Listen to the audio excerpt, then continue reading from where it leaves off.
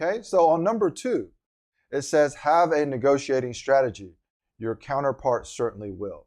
And it talks about, negotiations in China being a marathon, not a sprint, how face-to-face meetings are generally how negotiations is done. And of course, that's because Chinese need to meet you face-to-face to begin to develop that Guanxi relationship.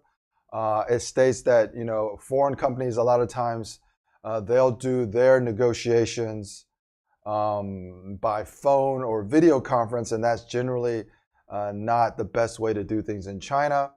What it also says, it says that you want to keep accurate meeting notes for both you and the parties to sign off on. And to have a clear idea of, and also to have a clear idea of where you want to be in the end and how you plan to get there. So I actually think that the 2 last points, these mindsets are both wrong. Yes, you can keep accurate meeting minutes or meeting notes for yourself, but if you force the other party to sign off on that, that's really setting a bad tone for how the partnership is going to go.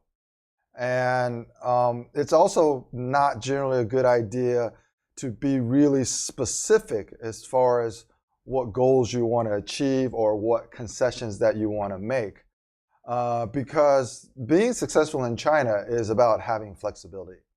And when you understand the negotiations and process in China, you'll also learn that the negotiations actually begins after the contract is signed. So these dichotomies make the general Western approach to negotiations actually counterproductive to achieving, number 1, a good relationship, and number 2, a good outcome. Okay, so number 3, understand that negotiating in China is a team sport. Okay, so what this is basically saying is that you are likely to face a team of negotiators, and it's really important to understand who the real decision maker is in the group. So while that is true, oftentimes there's something that we call phantom stakeholders. And a lot of times the phantom stakeholder or the real decision maker might not even be present during the negotiations. So just to try to identify who is the kind of highest level authority within the team of negotiators that comes over, that's kind of, in my opinion, kind of a wasteful exercise. Because in reality, everyone that you negotiate with or everybody who's at the negotiating table has an influence. And they could also be a potential saboteur. What that means is if you disrespect somebody in the group, like one person in the group, and that person might be a low-level person, that person can still come around and sabotage what you want to achieve in the long run.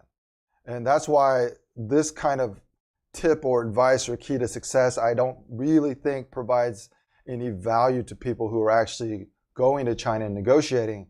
The real key to success is just focusing on developing Guanxi relationships.